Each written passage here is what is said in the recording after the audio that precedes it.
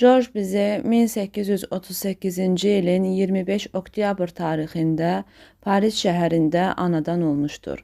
Bəstəkarın bütün həyatı burada keçmişdir. Bizi zəhmətkeş ziyalı ailəsində böyümüşdür.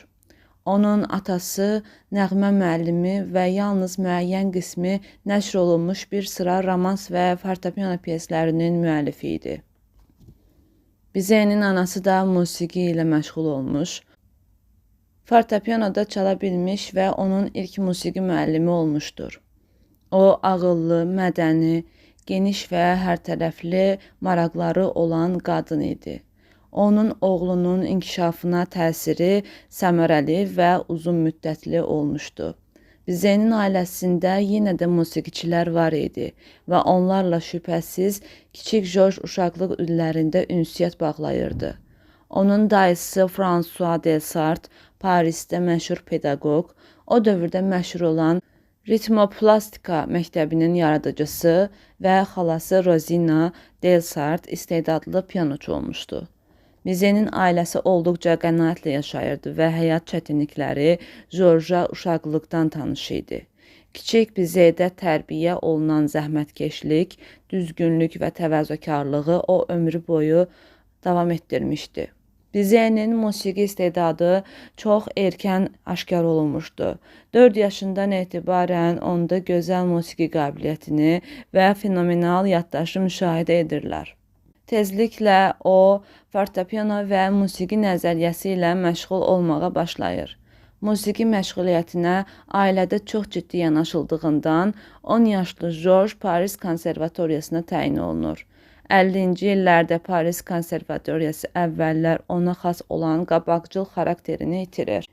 Onda konservativ, akademik ruh hakim idi. Bununla belə o, şagirdlərə möhkəm professional vərdişlər, biliklər verirdi. Bizəyə Paris konservatoriyasının o dövr üçün ən yaxşı musiqiçiləri və pedaqoqları dərs deyirdi. Onun fortepiano müəllimi Antoine Marmontel avtoritetli pedaqoq və gözəl pianoçu olur. Marmontel dünyada tanınmış bir sıra gözəl musiqiçiləri, Gironu, Vinyavskini, Debussy və Demeri yetişdirmişdi. Bizi çox istedadlı pianoçu kimi artistik karyerasına iddialı olmaq imkanına malik idi. Lakin erkən yaranmış musiqi bəstələmək marağı onun pianoçu virtuoz iddiasına üstün gəlir. Konservatoriyanı bitirdikdən sonra bizi musiqiçilər arasında partituraların gözəl oxucusu kimi şöhrət tapır. O çox asanlıqla mürəkkəb partituraları sərbəst oxuya, ani olaraq üzdən onları fortepiano üçün tərtib etmək bacarığına malik idi. Konservatoriyada olduğu ilk ildən bizi nəzəri fənlərlə ciddi məşğul olmağa başlayır. 10 yaşlı George Zimmermann'ın rəhbərliyi altında kontrapunkt və fuqanı öyrənməyə başlayır. Zimmermann'ın vəfatından sonra bizi tanınmış pedaqoq və görkəmli bəstəkar, əsasən böyük opera janrında işləyən Fromental Galevidən dərs almağa başlayır. 1869-cu ildə bizi Galevinin qızı Genevieva ilə evlənir. Paris konservatoriyasında pianoçular və nəzəri kurs tələbələri arasında hər il keçirilən müsabiqələrdə Bizənin əsərləri mükafatlar alırdı.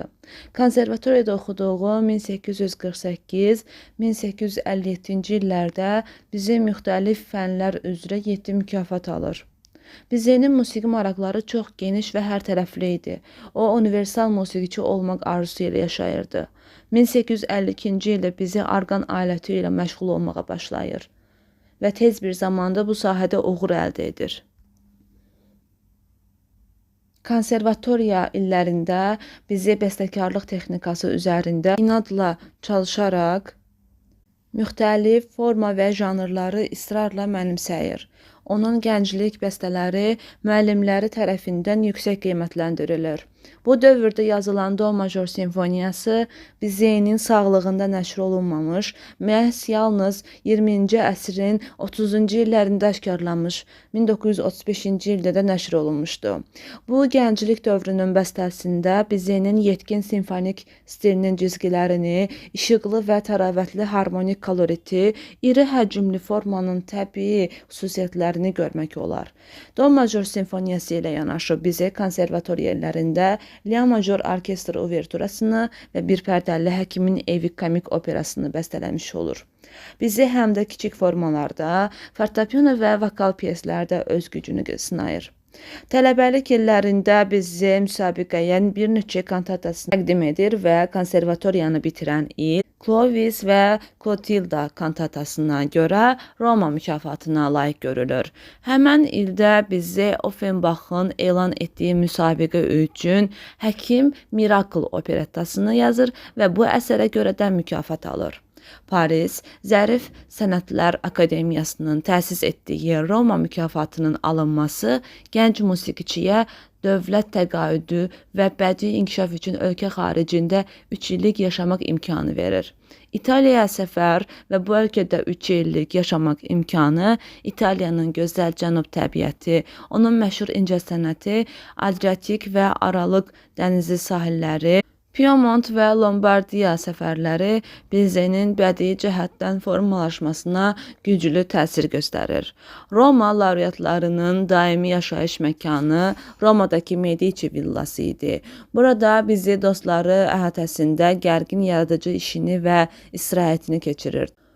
Bizey Marmontel'in şagirdi olan Ernest Giro ilə yaxın dostluq edirdi. Ağıllı və incə musiqiçi Giro ilə dostluq Bizeynin son günlərinə qədər davam etmiş, sonralar Paris konservatoriyasının pedaqoqu olmuş Giro, orkestr yazısının biricisi kimi tanınmış, indiyədək də öz əhəmiyyətini itirməyən instrumentovka üzrə dərslik kitabını yazmış və Bizeynin vəfatından sonra Carmen operasına ştativləri orkestrləşdirmiş, Arleziyalı qız dramının musiqisi üzrə ikinci suitanı tərtib etmişdir.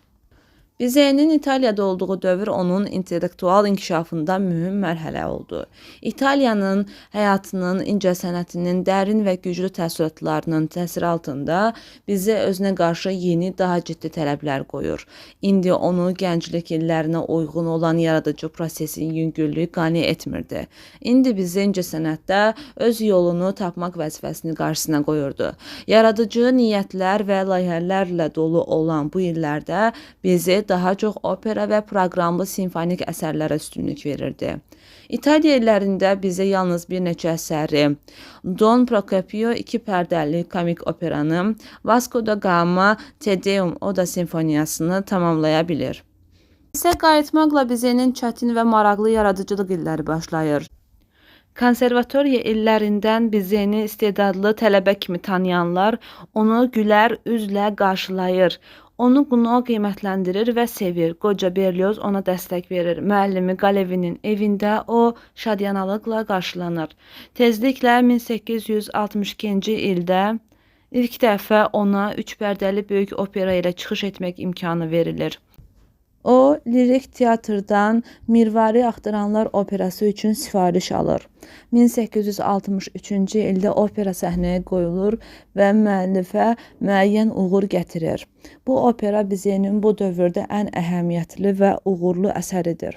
Fransız lirik operasının ənənələrinə istinad edərək Bizey həyat həqiqətlərinə və obrazların realistik açılışına meyilli əsər yaradır. Mirvari Axtaranların müvəffəqiyyətindən ruhlanan Bizey növbəti opera əsəri üzərində işləməyə başlayır. Grand Opera Teatrının sifariş etdiyi böyük 5 pərdəli Ivan Grozny operasıdır. Partitura 1865-ci ildə tamamlanır. Lakin Paris teatr tərəfindən qəbul edilmir.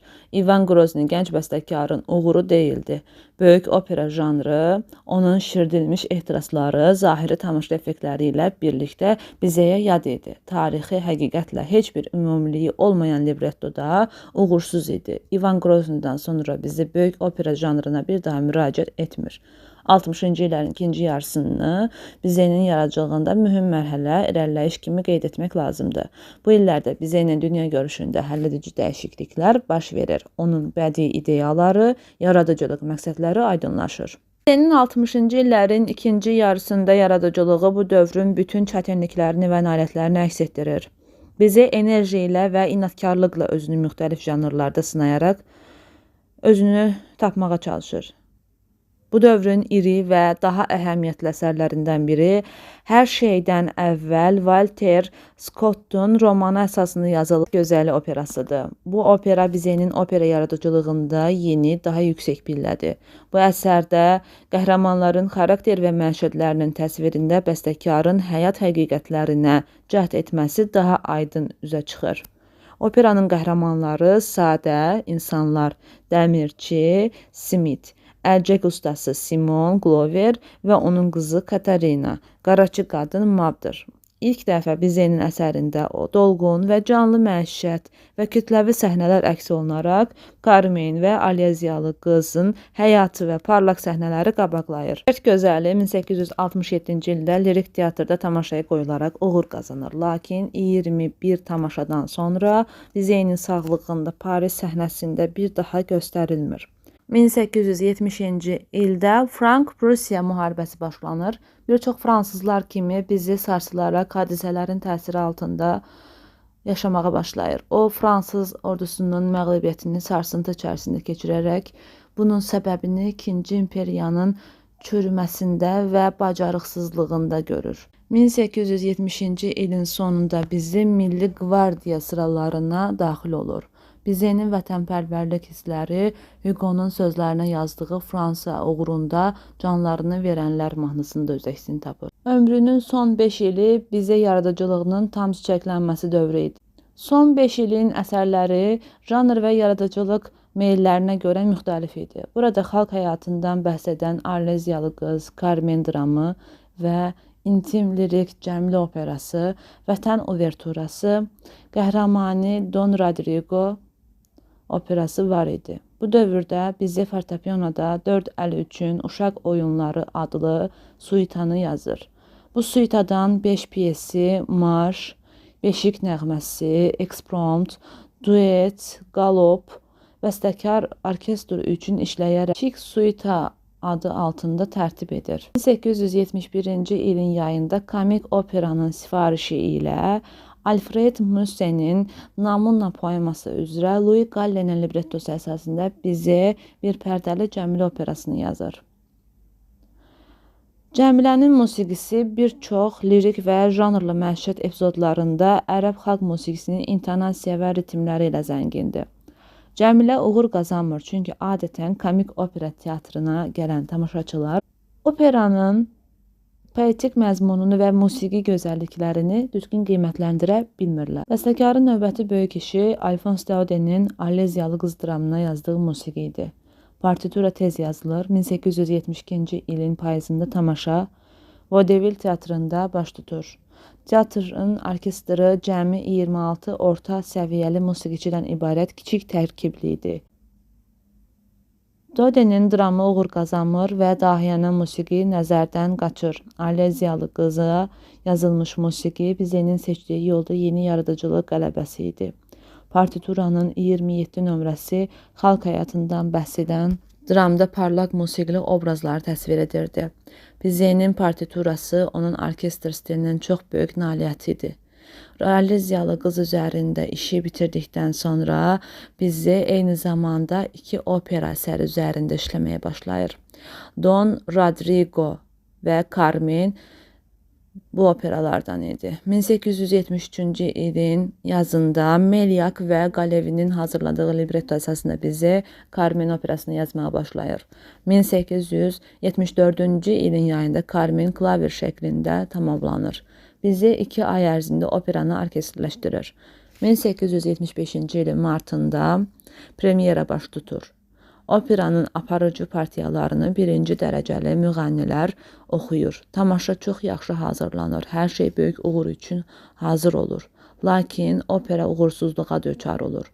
Mətbuatda opera öldürücü dəyər alır. Operanın sujeti alçaqlıq və əxlaqsızlıq ifadələri ilə damğalanır. Burjua tamaşaçıları məzmunun realizmindən xəcalət çəkir. Bizi operanın uğursuzluğundan sarsılır. Lakin o ruhdan düşmür və yeni əsərlər haqqında düşünür. Bu dəfə o, oratorial əsər yazmaq fikrinə düşür. Gözlənilməz xəstəlik onu sarsıdır və Carmenin premyerasından 3 ay sonra bəstəkar Paris yaxınlığındakı Burjiavalda vəfat edir.